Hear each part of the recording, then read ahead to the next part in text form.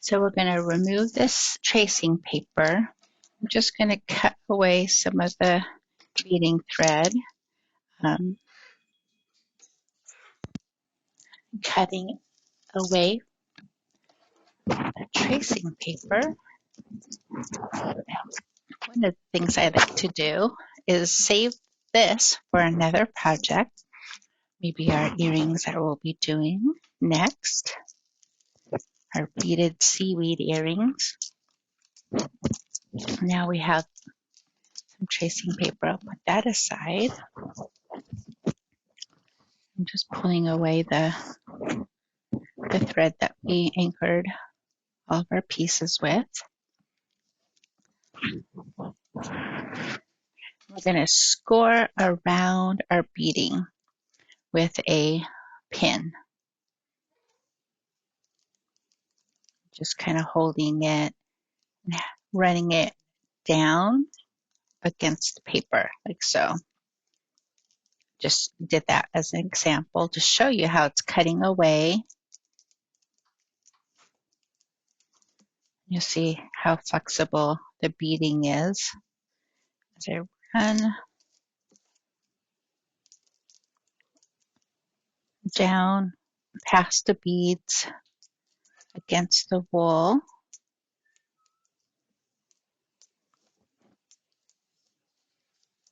So it's down in the angle. It's not hitting any of the thread,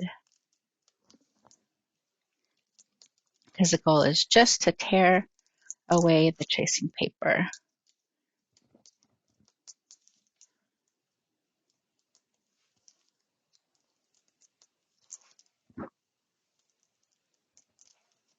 This shape right here and right here reminds me of the octopus bag tabs that you see at the bottom of octopus bags. In class at the Burke Museum, we were visiting one of the ancestral beading and their beautiful exhibit and drawing from those seaweed patterns. And then now following, sometimes this gets really, the inner part is more intricate, so I'll just work on the outer part. I'm running my fingernails where we beaded and where we scored the tracing paper with the needle.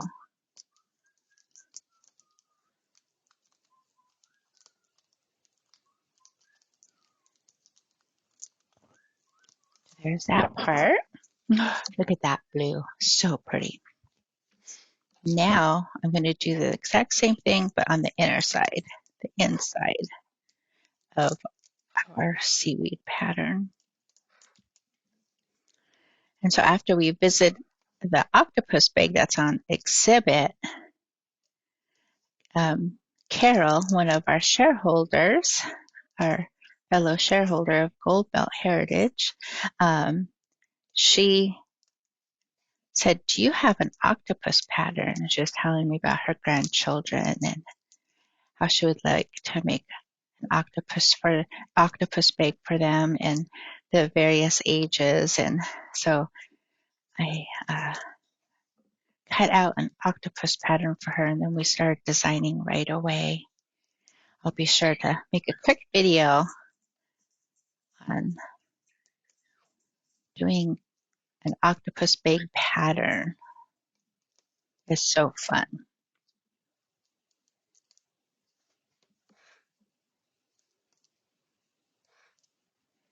Octopus bags were one of the first things I studied years ago with my Aunt Mary Bennett. I'm going to just score down so I have a little more easement. And in your beading kit, there's also a pair of tweezers. And I'll go inside. One is on the inside and one is on the outside. And I'm going to get as close to the edge as I can and pull.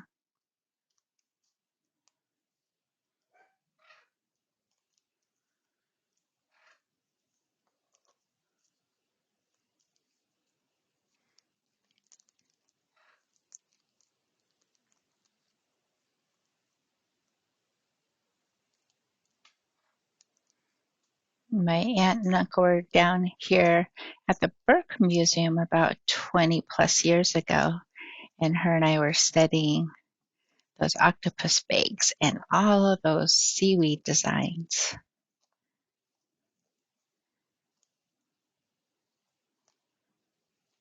Back when I was much younger, one of my jobs was to draw for my aunt, who was a prolific beader, and threading her needles.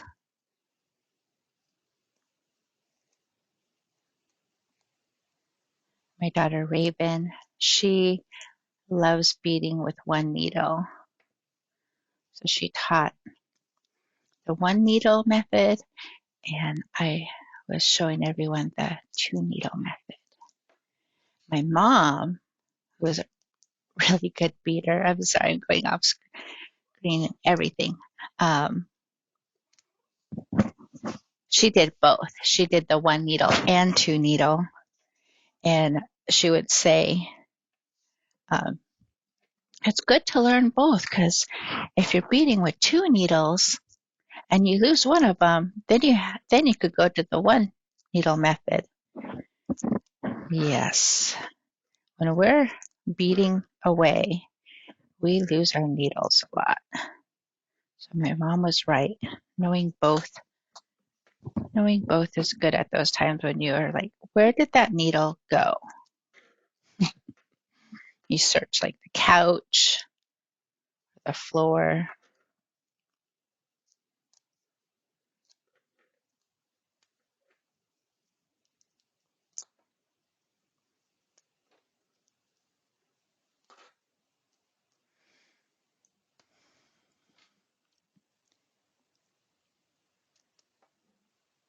And I'm grabbing just the paper, avoiding the beads and the thread and the wool. And we'll get into the finer areas.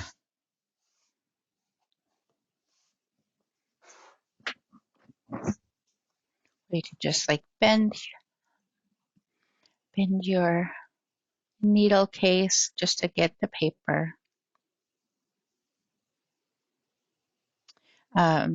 Some beaders will draw their design. They will have these cut out in cardboard, and they'll put down their design, and they'll get a pen and they'll draw it, and then they'll remove it and there'll be a pen mark, and they'll draw their patterns on the wool or the leather and then bead from there. One of my aunts, she had the design on cardboard, and there's little holes within the design, and she would sew down the design and then keep the design pattern on, that's the cardboard, and she'd bead around it. And then when she got to close to the end, she would take off the sewing parts that she sewed down, and then her beading would remain.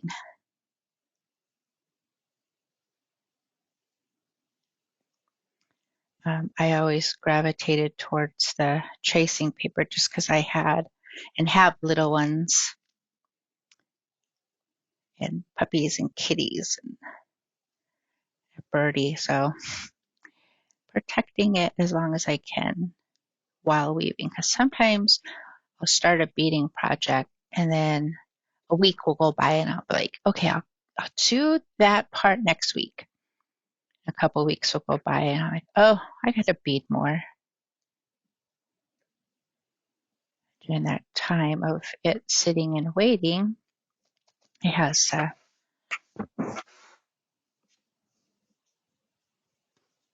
tracing paper protecting it.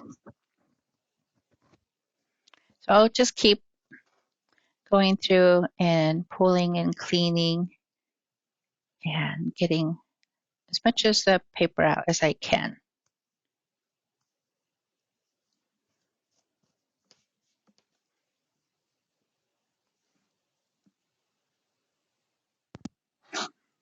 So I took off some more of the paper, and little by little, as we're working with it, you'll be able to see little parts that you want to take out. So you want to keep your tweezers close by as you're working on it. Every angle, you'll be like, oh, I missed a piece. Oh, um, the next step we want to do is we want to get some liner, cotton for the back, and then we want to make another piece because that is going to be our pages of our needle book. And we're going to do the bias tape as well. So those are the next couple of steps that we'll be working on. So you want to cut one more piece of the wool and get some cotton. And I found this beautiful cotton. I thought it would work really well with this color. This is my mother-in-law's quilting. So beautiful. I've been hanging on to it for a long time. So Mama Dixie would be very happy to know that her material that she got up in Juneau, Alaska is going into this needle book. So I'm going to do the same, cut that out, and that's going to be the lining. It's going to be the back. On this one, I used another thinner wool. I thought these little flowers looked like forget-me-nots, so I'm going to try to get some of those into the pattern. Making sure I'm not right up at that seam. I am using a colored pencil, one of my grandchildren's colored pencils. The ink would run through the cotton, so a crayon or a crayon pencil will work perfect, even just a regular pencil. Since I had this nearby, I grabbed it. My granddaughter was coloring so many pink flowers this summer with this pencil. That and a hummingbird. She colored in a hummingbird this color. We just saw a hummingbird. Well, I did. My husband just saw a hummingbird this morning using our hummingbird feeder. I'm glad we left it out. So I went over it twice just to make sure. I'll take that pattern and I'll cut this liner out. And it's okay if we have a little bit of this showing because our bias tape is going to cover that edge. Excuse me. This is the bias tape that I have on hand. It's 4 yards. And this is a double fold bias. In class, we have it's a little bit bigger, so we extended the design out. So I'm doing a measurement, and I'm kind of just walking through, making sure I hit those curves. I don't want to sell myself short on the bias tape. I'm also looking at if there's any that has joints that are noticeable. And I started right here. I'm just going to overlap just a little.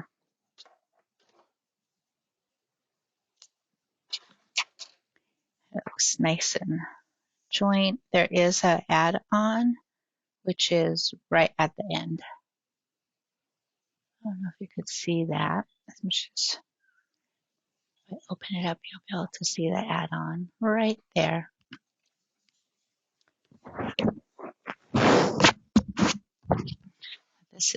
I just used this part to do the measuring. And to to sew on, how about sew on? We are looking at the bias, and there's 1, 2, and 3. There's 3 creases, and that's the double fold. So folds over, And what we're looking at is how it's folding over.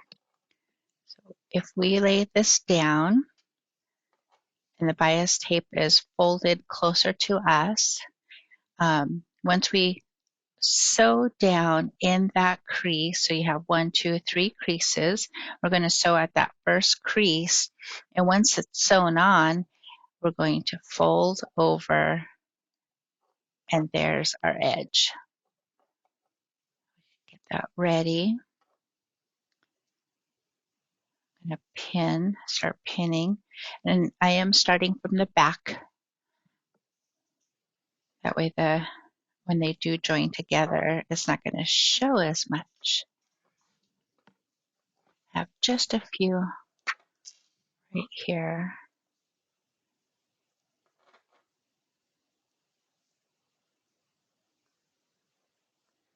I'm right at that edge. I'm following that down. I'll get needle and thread. I have this beautiful blue that I thought would be a really good match. I decided not to use it because, as you can see, my puppy's got a hold of it and decided to chew it up. And there's a couple of chew marks, so I'm not sure the integrity. And better to be safe than sorry. So I'm going to use my beading thread that I've been working with. And it's black on black, so that will work out just perfect. I am working right at that crease of the fold. And it is black on black, so it's a little bit harder to see. And I'm just doing really small stitches. And I'm going from the front to the back. Let's do that over. I need to go from the back. There we go. Looking at the camera to make sure that I'm on camera. That's noticeable. Because it's a strong beading thread, I'm just using a single. I didn't double the thread. And if this is in your way and you feel fine with holding it down, you can anchor it like so every few stitches.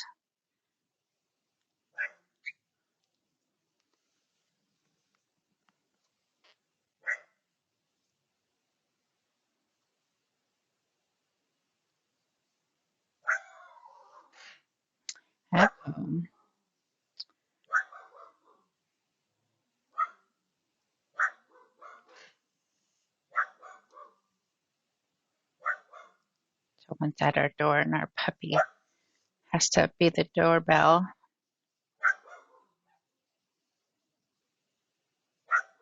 We're on a roll, and I don't want to stop filming. Hopefully you don't hear him as loud as I do. So there's that turn, and I'm walking the bias tape, following that turn. They're right up against each other.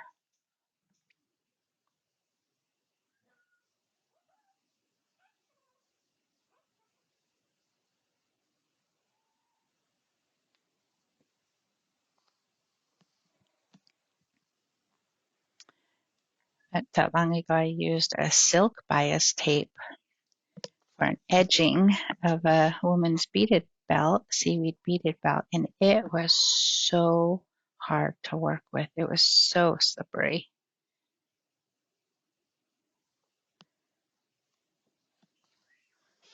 I really appreciate this cotton bias tape right now.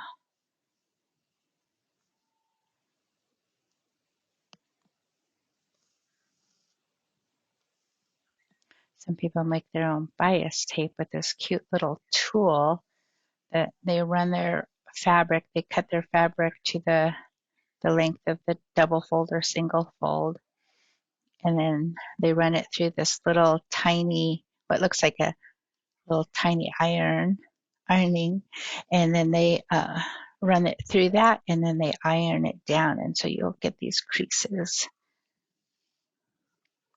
I've yet to try that out.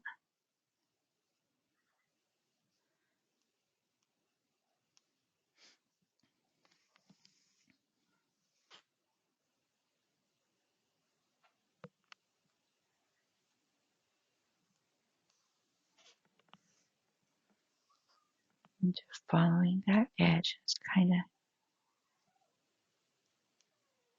of little stitches at a time.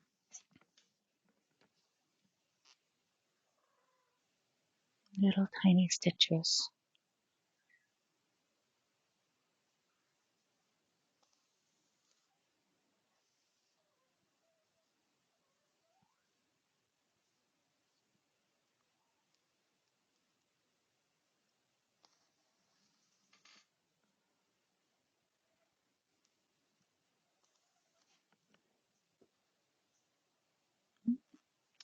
Got caught over there. Thread got cut to my zipper.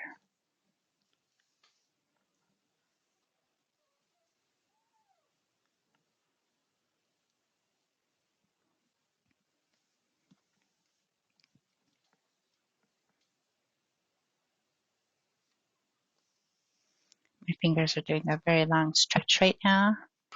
I can stretch out my hand and reposition my bias tape. Taking care of your hands when you're beading and sewing is really, really beneficial. Little massages because you're pinching so hard and you're holding so hard. You don't really realize it when you're beading, sewing, or weaving. But little breaks are so good. And I'm kind of just folding it so I can get closer to my bias tape and the edge. Continuing. If you're having a hard time finding that crease, you can get one of your pens. Just kind of do little markings if you like.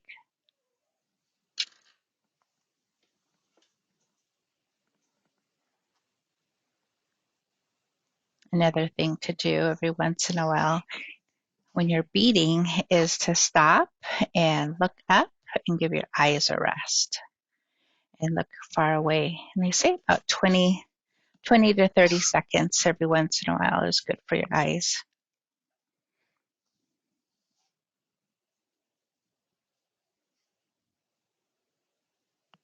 My zipper wants to be a part of the beading.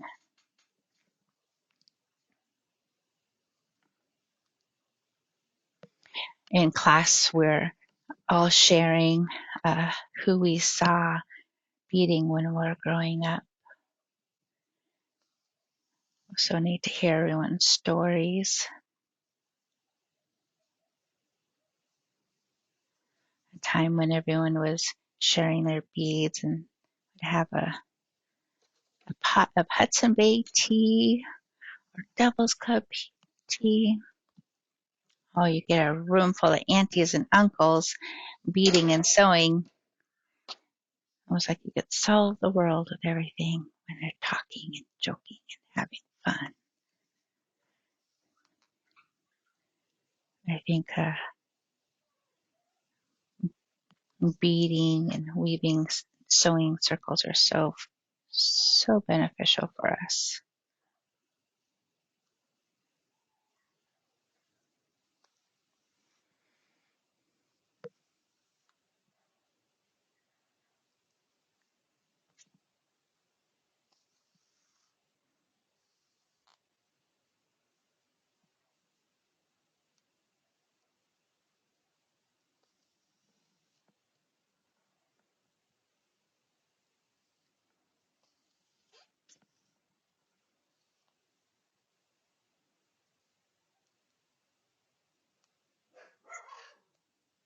We're at a corner. We're just going to keep on sewing that down.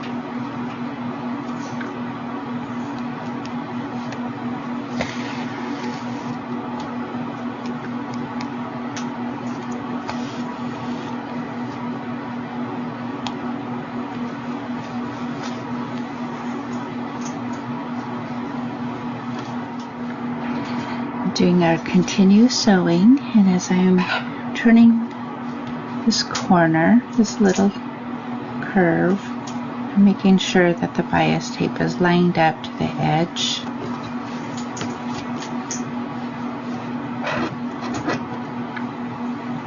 I'm sewing little steps.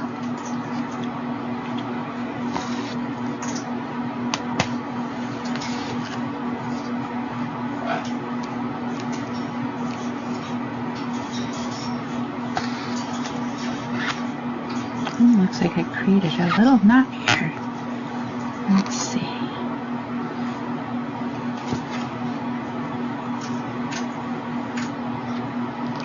There we go. Hopefully that takes care of it.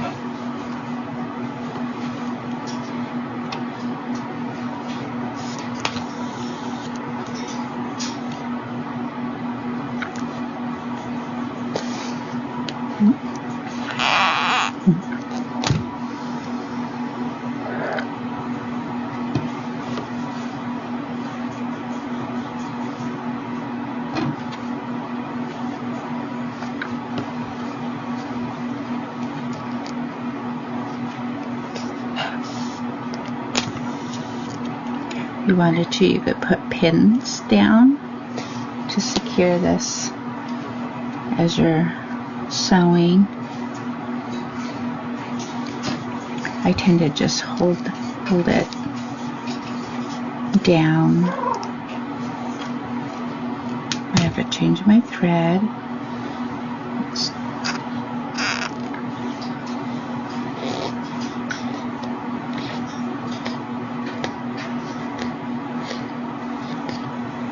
Get myself in a good knot back here. When that happens, you could just pull as far as it goes, flip it over, looking at that knot. I think it is the boss right now. So there's a big knot right there that's holding it back. So what I'm going to do is cut that thread and work with the knot.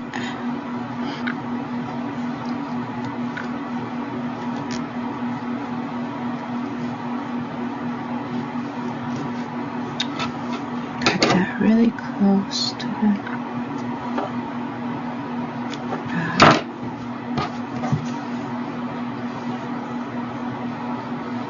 go.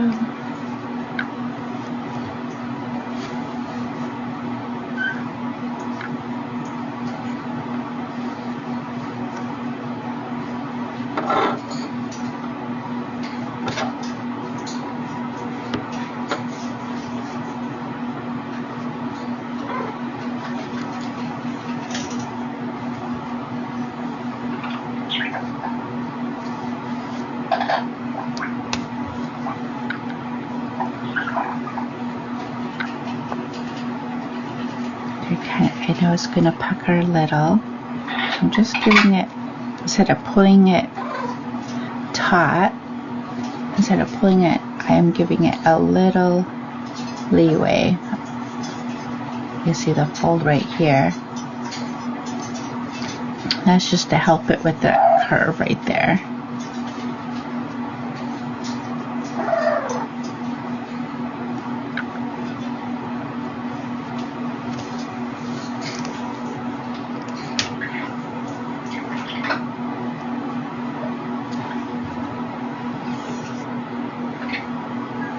I have a little knot right here. So I'm just going to trim that. So reuse that thread.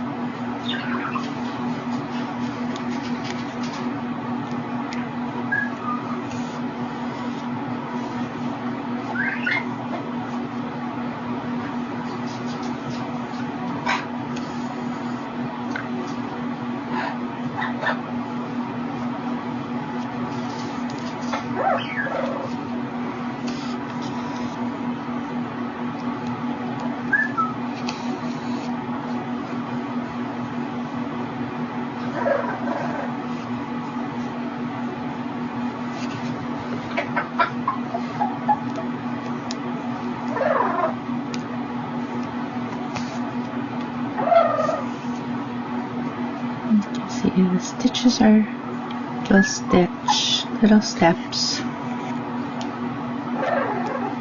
just going from the front to the back, and walking the bias tape towards the edge.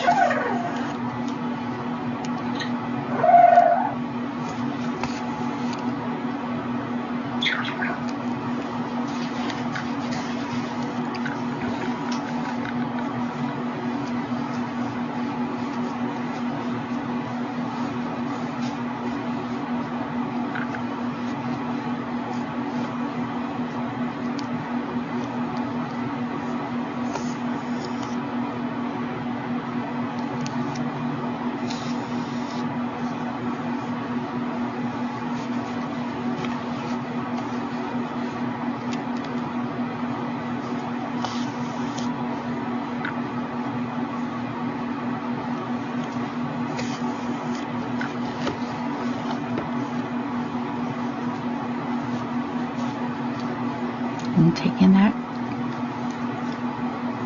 curve, giving it a little extra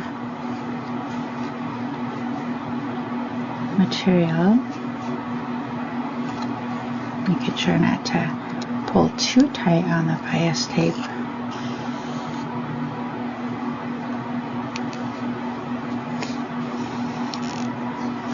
I'm going to continue that all the way to the end.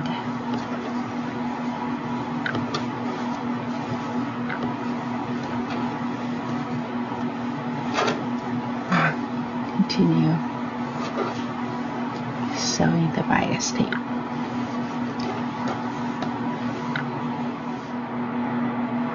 So we sewed our bias tape all the way around, and we're at the point where they're connecting. We have the starting, and then here's the ending. What I'm going to do is I cut the starting really short. I'm going to fold that over, and then what that is doing, that crease is creating a seam for the front, and then this is going to be the raw edge. So I'm going to lay this one down on top of the front one. So I'm going to open that seam up, kind of just give them a connection. We have the bottom and it has a crease, and then from there we're just going to connect these two 2 stitches. There's 1, very, very close.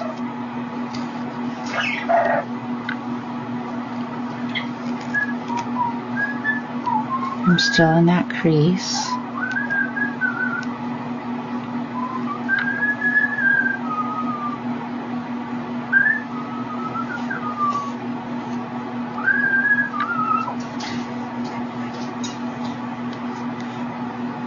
And we come back up again. And then where the front and the back meet, I'm going to just open that up.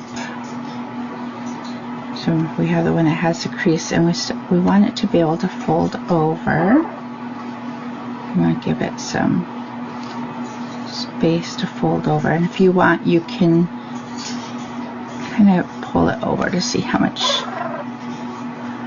you're going to need. You can see that crease right there.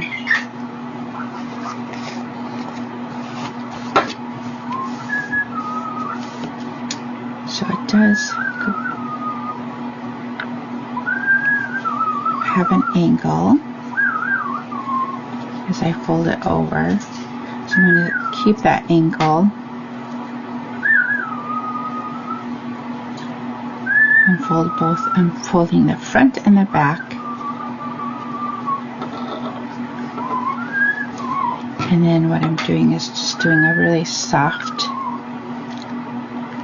sewing stitch to hold them together, like so.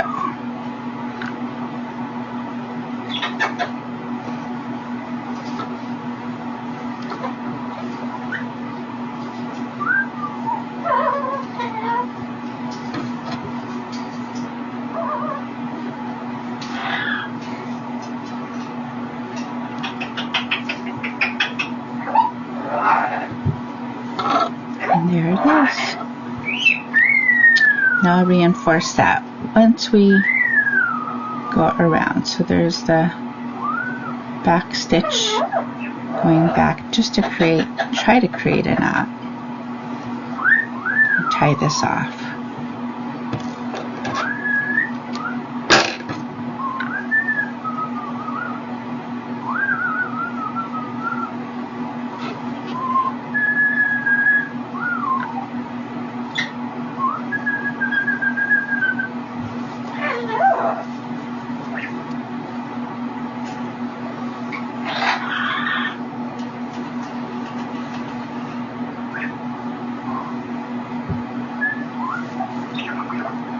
I'm being gentle while I'm creating this knot so you don't get those front and the back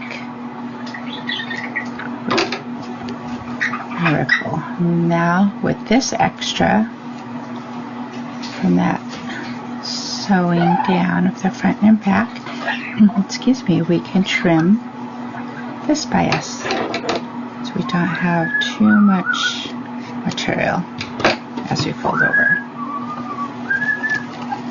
Now I'm going to gently bring the bias tape to the back.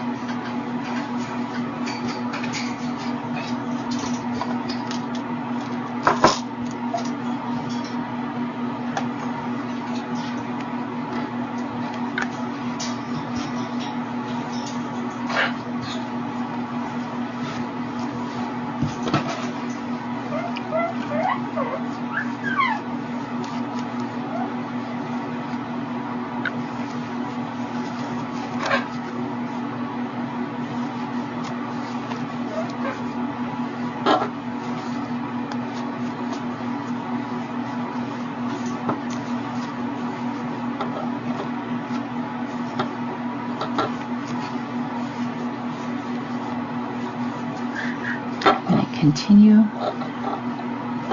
pinning those down as I flip the bias tape over from the front to the back.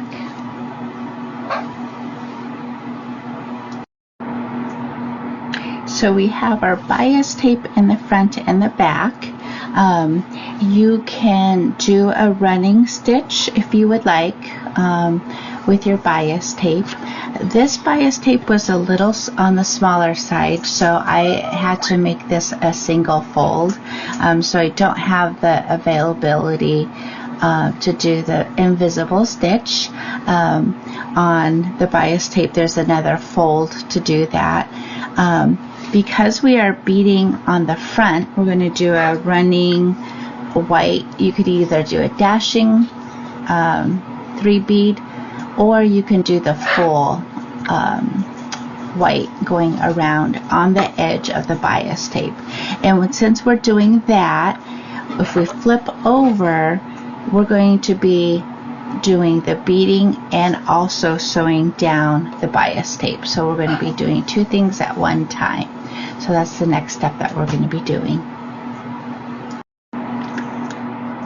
So just like we did our seaweed design, I have a needle holding a double strand thread that is going to be holding all of the beads that are going to be beaded down. And I did start in the back, one way to hide the connection. Instead of starting here, over here, over here, which would show in the front, I thought I would do the connection right where I did the connection of the bias tape too. So we have 4 beads, starting with 4 beads, and I have a single thread needle that's going to be the working needle.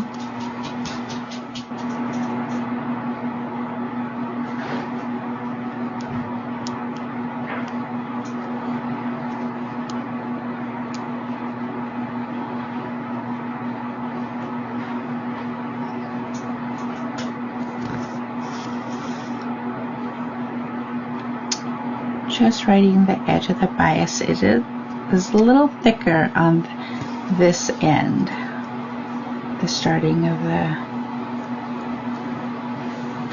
and the ending of the bias tape.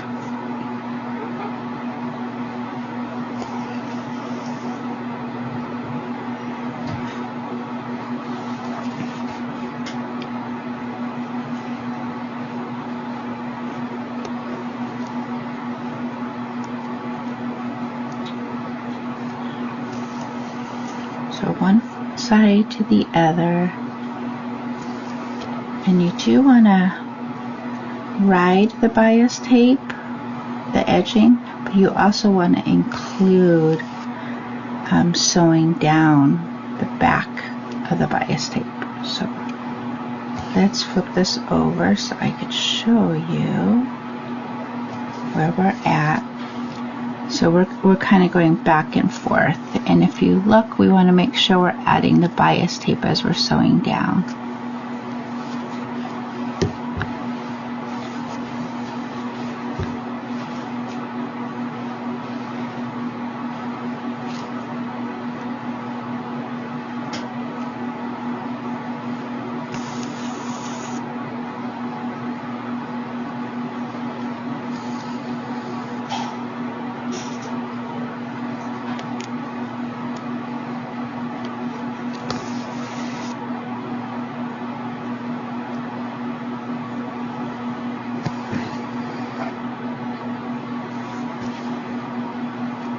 We want to flip over a couple of times and just do a nice little stitch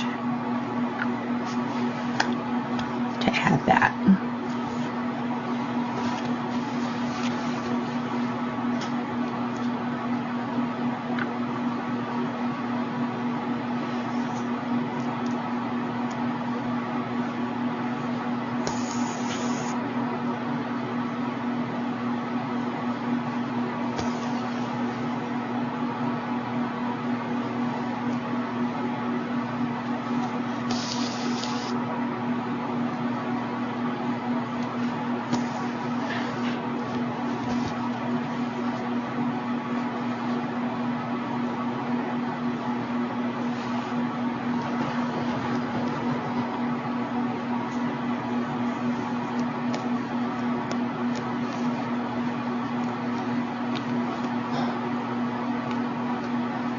My thread is showing right there.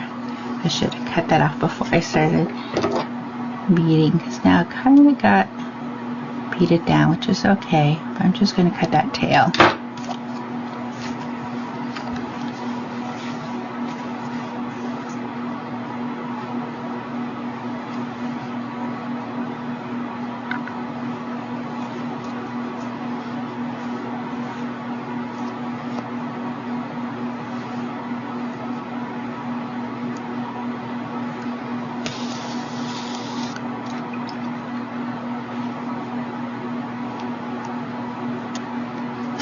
Going through the bias tape, the backing, and the bead liner, and the bias tape and the wool can be a little bit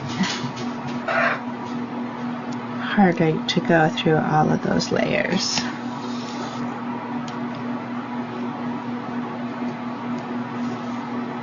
And I just push down with my thumb.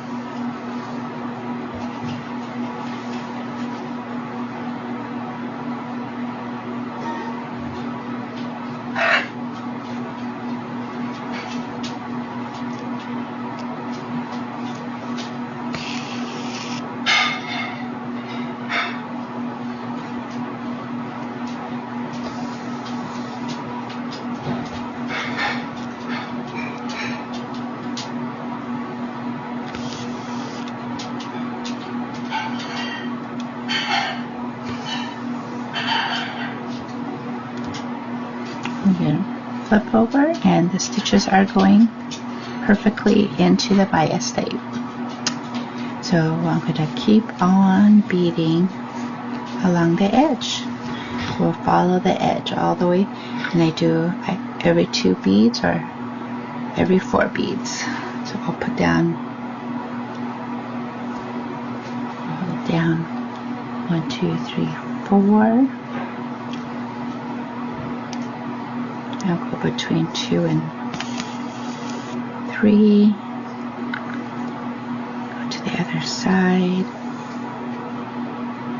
And bead down 4. And go to the other side. And then add the next 4 beads. Or you could just go 2 at a time if you like to.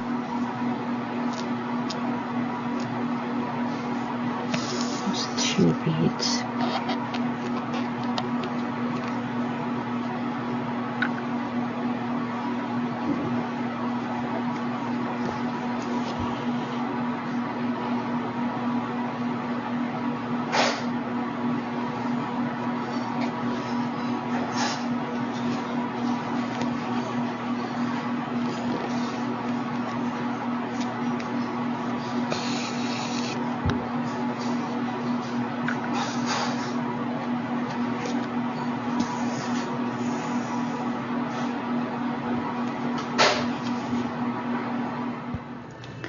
So we're at the front of our beading, and I have been holding 4 beads down at a time and going between bead 2 and 3. There's 1, 2, 3, 4, so going between 2 and 3, and then anchoring down the 4th one.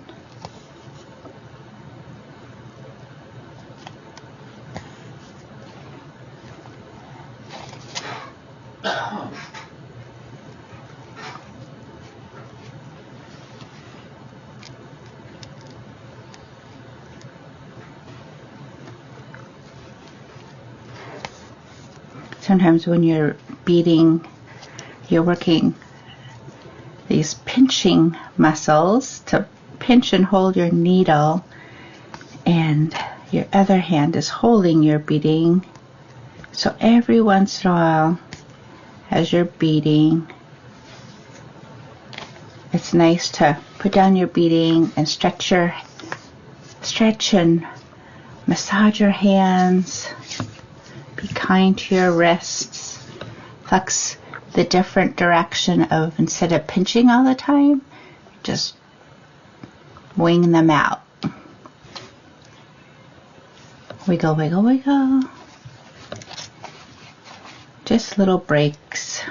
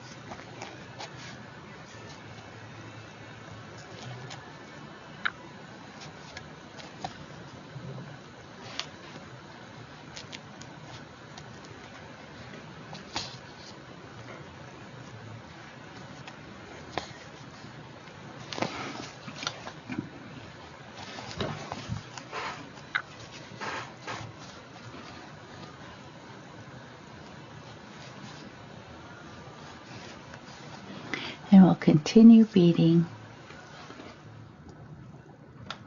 This thread is getting pretty short, so I'm going to go to the back and go through the bias tape and create a little space where I can have a knot. So there's 1, 2, going through the same hole. I'm just tightening it very softly. So now I have another anchor to go to.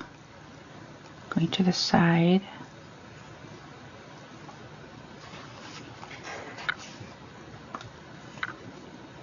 I'm going through the loop 1 and 2. And I knew it was going to be too short. And pull that out. I'm going to rethread this so I'm going to go through the bias tape, find a spot where I can hide the tail, so going through the bias tape, and there is the short thread. I'm going to go really close and snip.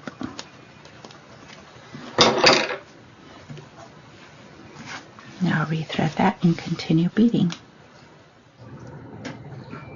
I'm just towards the end of beading the edge of the bias tape. And of course, look how small my thread is, and I have just a few more beads to go. I did want to share, these are a white see-through bead. So beautiful. It has a sparkle to it. I got these a while ago at Shipwreck Beads. They're just really beautiful. Crystal-like snowflake. But what was really fun about it is using this navy thread. It looks like fog. It has like a fog iridescent color to it because it's see-through and it's picking up the color of the thread, and it's on a dark backing. So now what was see-through white now has that gray tone. So it's almost like forget-me-not flowers are in the fog. That's what I kept thinking about as I was beading. I've used these a couple of times to bring out a fog. So it looks like I can squeeze 4 beads there. Yep. So I'm going to take these off.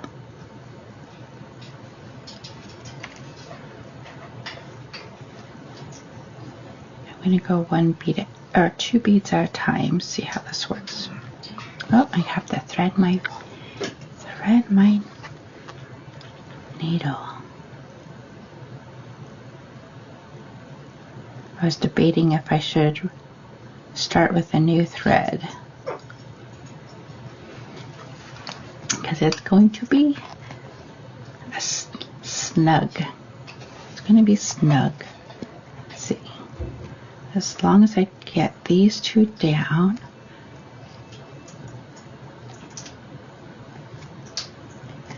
that works perfect.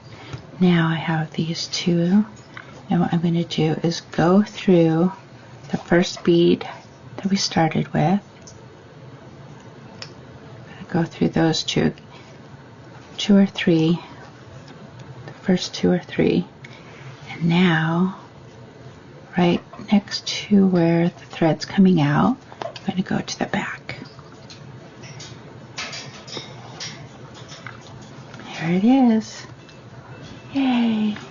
Now to carefully flip it over to the side. I'm going to work with the one that's short, the shorter one.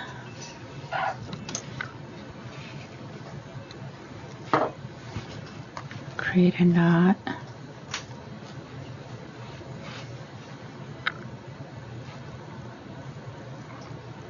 we go. 1, 2, 3. At least 3. There's a knot. And to make this kind of disappear, I'm going to go through the bias tape. There's the tail. I'll cut the tail really close. I'm going to go back and do a little bit of cleaning to get some of the thread magic off. There's the knot. Let's create the knot right there. And since we're at the edge of where we started, you can look at your where the bias tape connected, and if you want to run your needle by going through the back of the bias tape up close to it, this is a time where you can just do a couple of stitches with each other, the front and the back.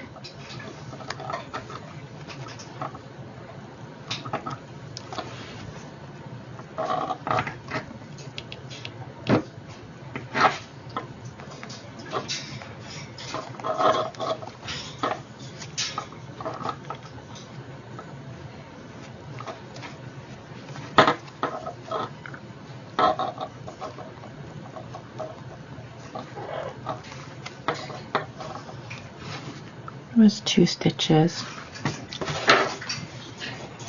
I'm going to run back down to closer on the other edge. Just grab opportunity to make a knot. I have 2 of the threads I need to go through. There's 1, 2, and securing that down.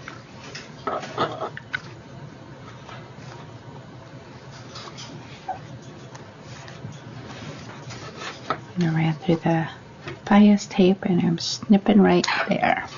There you go.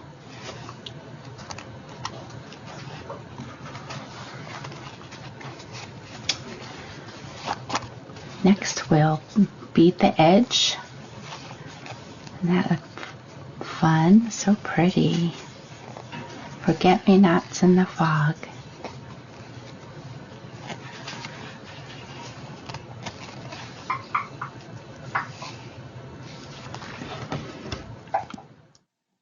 So we're ready to put in our pages of our needle book,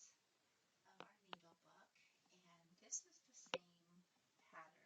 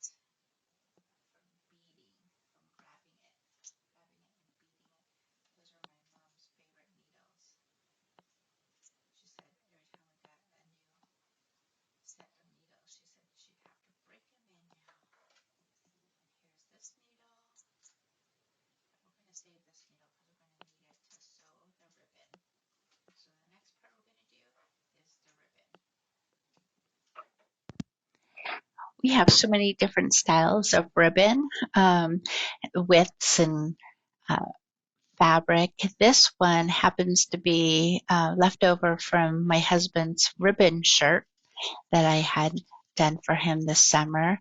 It has 4 yards in it, and it is, if it will, 5/8 of an inch.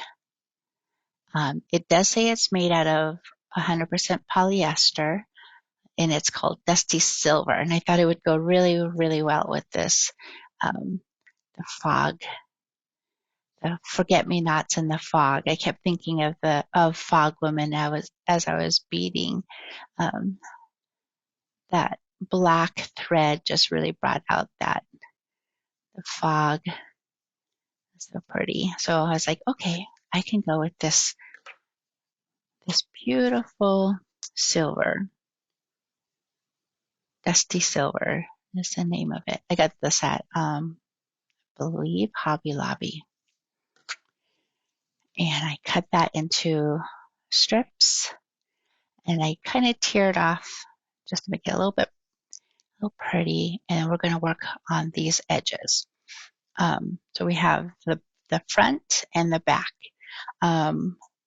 With this, I'm going to fold it in. So we have a nice little edge. And then here's where I cut off the ribbon from the spool. What I'm going to do is just give it a little stitch. Just back. Just a little. Doesn't have to be anything too fancy.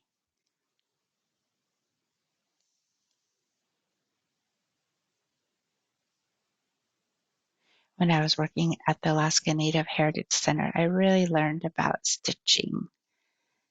All the ladies would share their stitching techniques. Whoop. So we do have the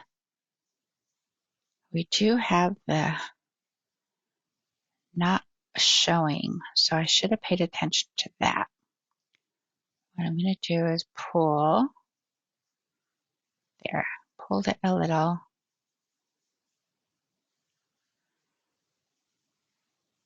Oh, this will be a lot of work, but you'll see. I'll take care of this towards the end. So we could change the thread to a silver, but I thought just a couple of stitches showing will be fun. And what I'm doing is I'm trying to look for the edge of the beading to kind of follow that edge of stitch. Now I might be pulling too hard on that. I think I'm going to do a running stitch this direction just to support that ribbon a little bit more.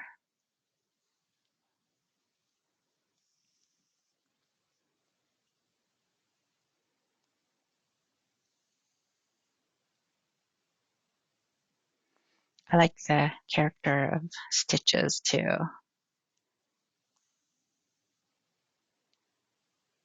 My goal is just to make this a little bit stronger. The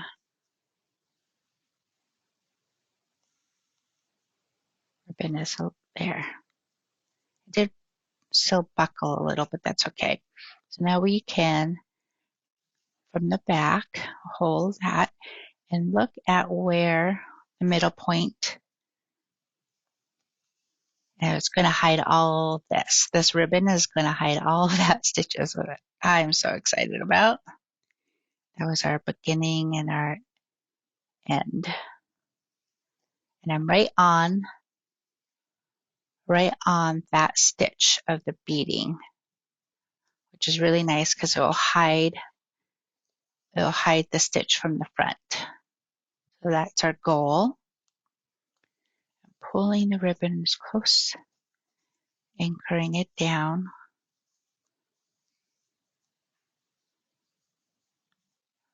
Like so.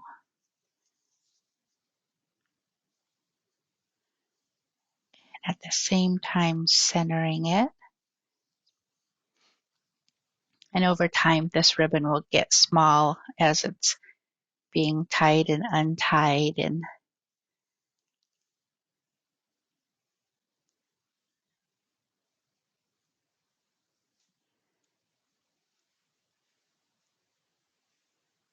on the other side of the beading, closer to the bias. That'll work too.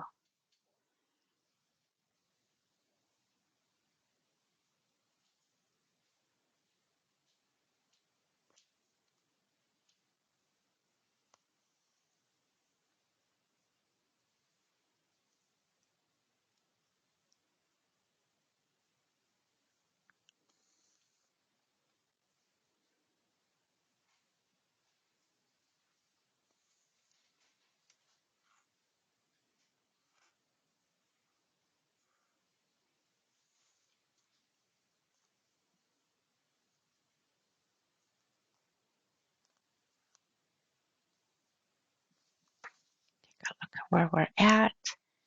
Still following a line on the ribbon, and we're following a line on our beading in the front.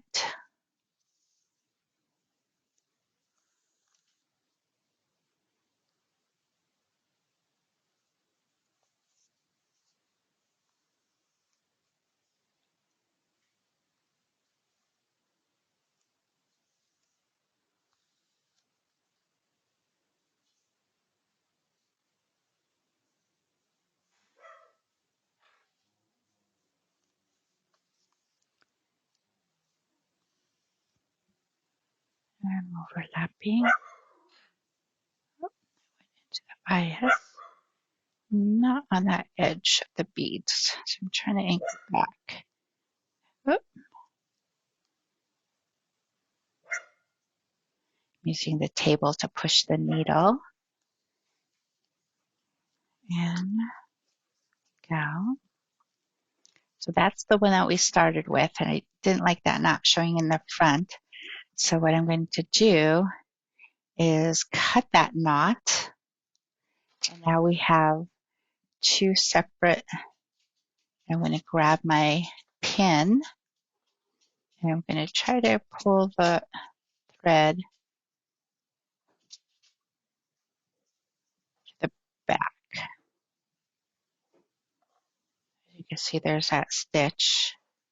So pull. There we go. Now it's not showing there. And then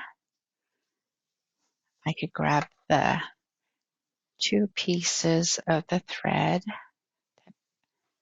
do a knot from the back of that.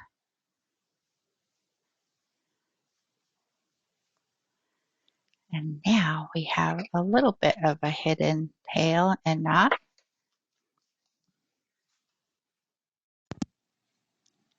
So we have sewn down our ribbon to our needle book, and I didn't do this with the other one, but there is an option for you to sew down a button, and that's going to do two things. It's going to hide some of the stitches and then also give it a character. These are this is a bone ivory button.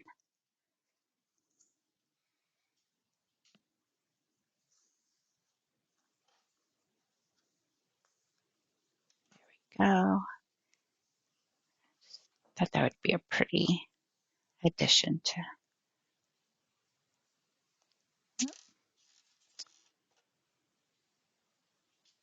jumping through the hole, trying to be a button width. Laying that down. That's such a nice touch. I'm okay if it's curling up our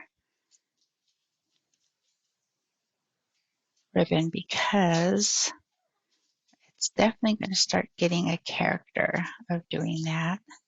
So I'm just going to go on the other side and go up through the other buttonhole. And it's bringing that. I really like that. I kind of brought in the ribbon.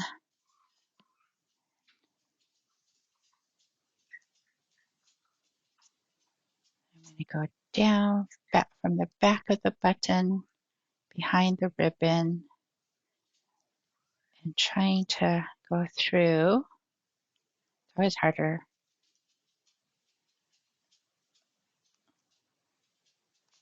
There's my needle, and there is the buttonhole. Let's see. I'm going to go down the side.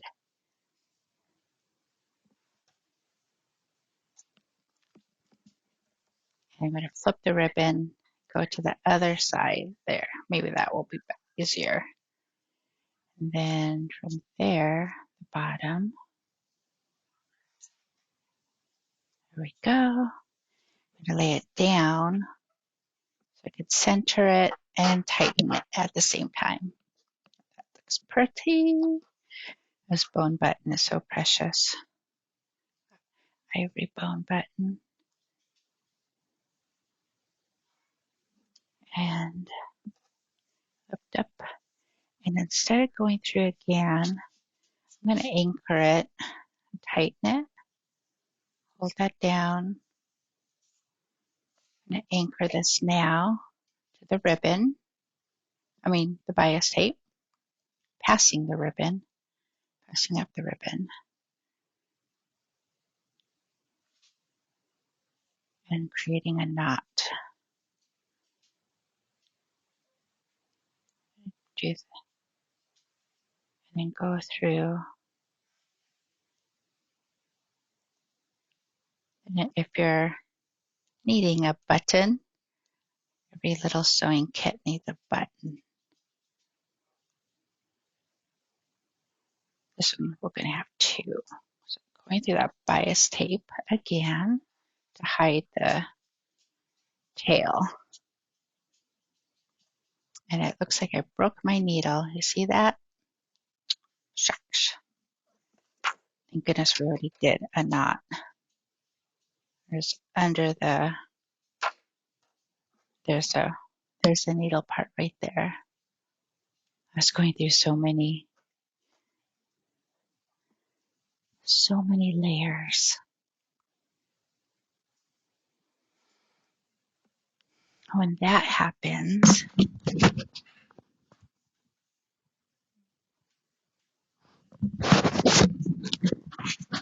you can grab like a cape. In this case, it's a back of a sticky note. I'm just going to pick up that broken part of the needle and grab the needle because this one's going to be retired. I'm just covering that so it doesn't get stepped on.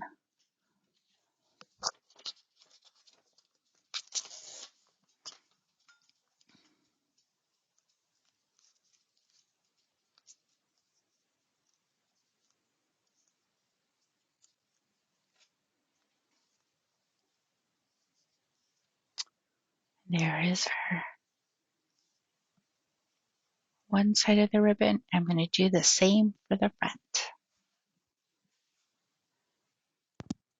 So I did sew a button on the front and the back of our needle book. Putting some of our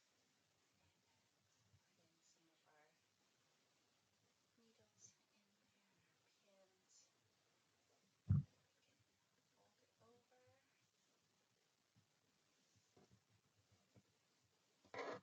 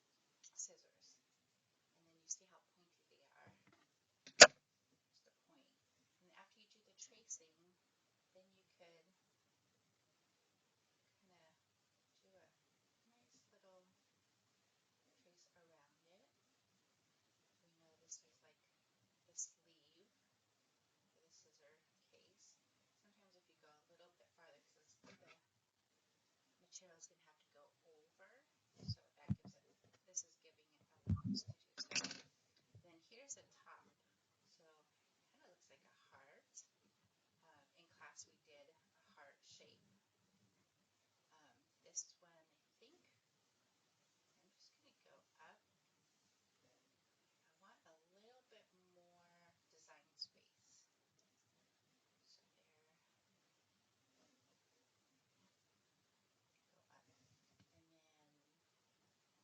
And then just going to fold that over.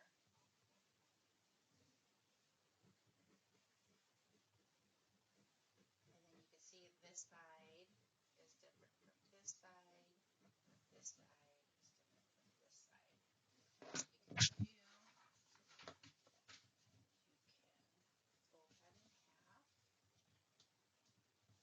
can fold that in half. Look at that. Sure, it's in half. There's see what side do you like? There is, I like that curve. And then maybe instead of a point right there, I'm just going to merge them.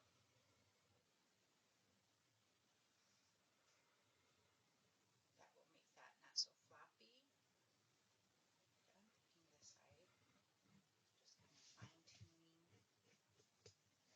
side. And then from there, we're going to cut.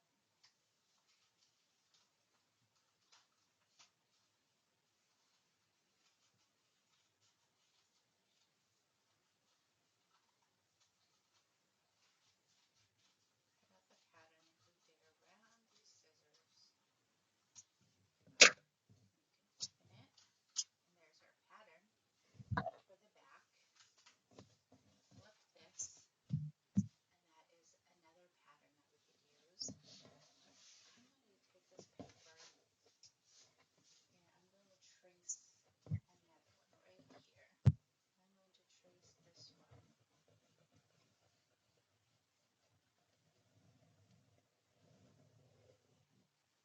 With our scissor case, we have a back and a front.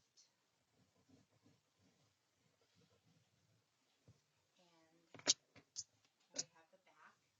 And then for the front, which, so the scissors are going like this, and then, so that will be material that will cut out.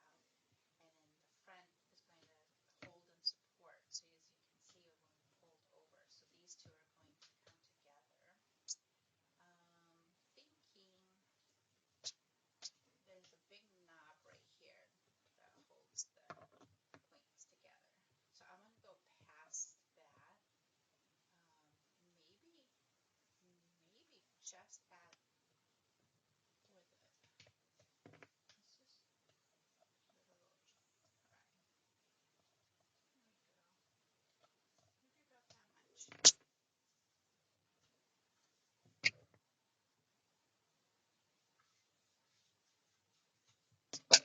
Maybe about that much. And so that is our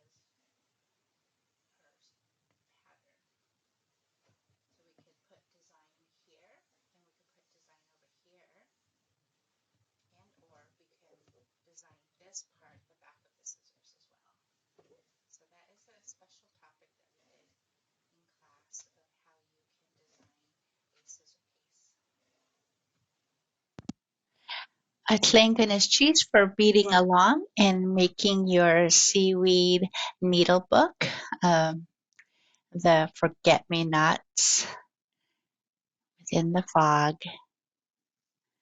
And I hope you enjoyed the little example of how you can make a scissor case template.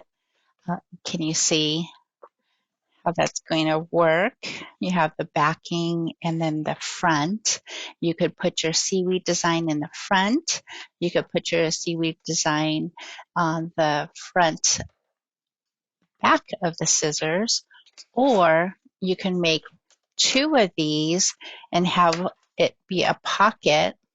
So you'll have the same fabric and then a pocket right inside right here, so your scissors can go into. You can make this a little shorter so the scissors pop out just about so you'll be able to pull them out and put them back in. And then you have all this design field for a seaweed. I think maybe that's the route I'll go. Maybe that would be fun. Then it can become a necklace. You could put some beading up with a necklace line. Like an example. That would be really pretty. Mm-hmm. Ideas. Happy beading.